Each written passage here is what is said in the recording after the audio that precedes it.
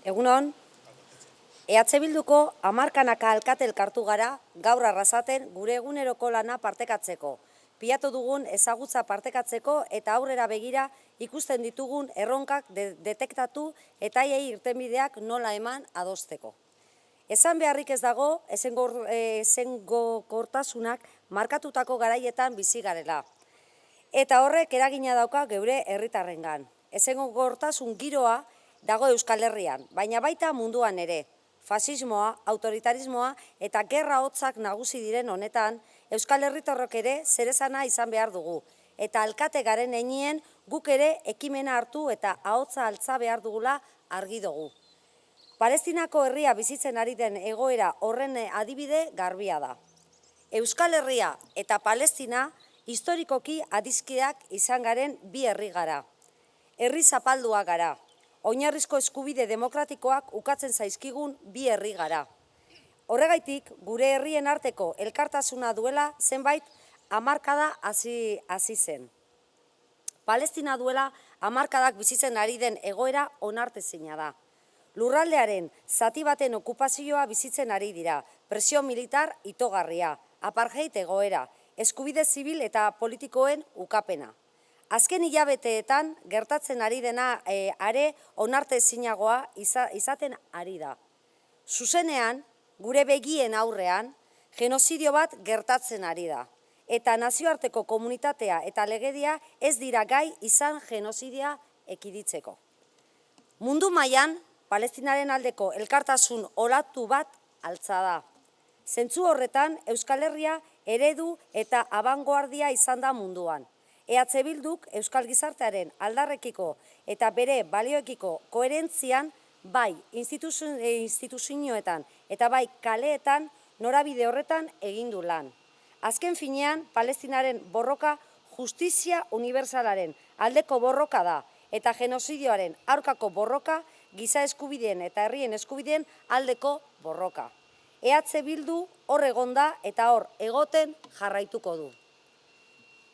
Palestinatik albiste baikorrak iritsi dira azken egunotan. Zueten indarrean sartu bada ere.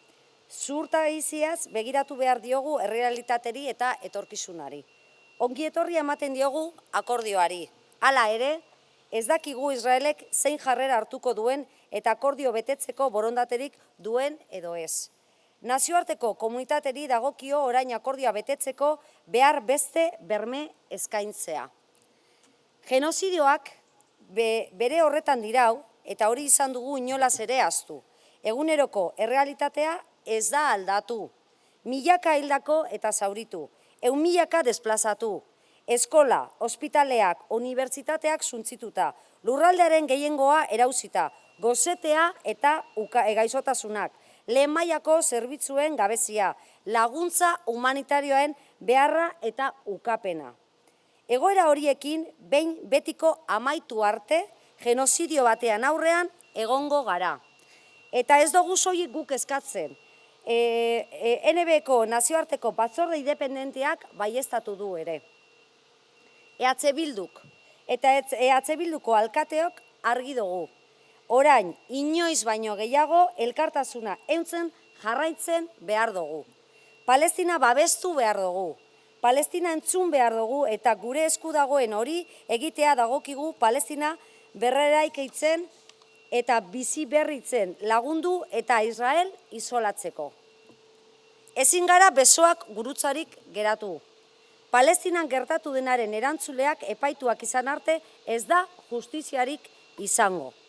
Honegaitik, guztiagatik, konpromisoak hartzeko unea da. Horregaitzik gaur, EH Bilduk erabaki baten berri eman nahi du. EH Bilduk uste du Israelekin harremanak etetea dela egun Palestina babesteko biderik eraginkorrena. Israelekin harremana ekonomiko, komertzial, diplomatiko eta politikoak eten behar dira genozidioak dirauen bitartean. Israel bera isolatu ahal izateko.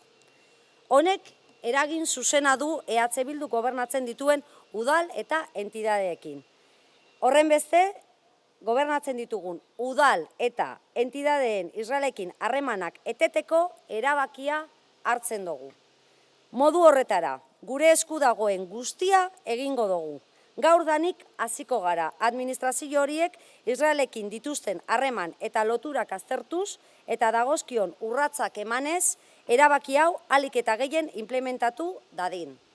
EH Bilduk ez du ekidistantziaz jokatu eta ez du ekidistantziaz jokatuko.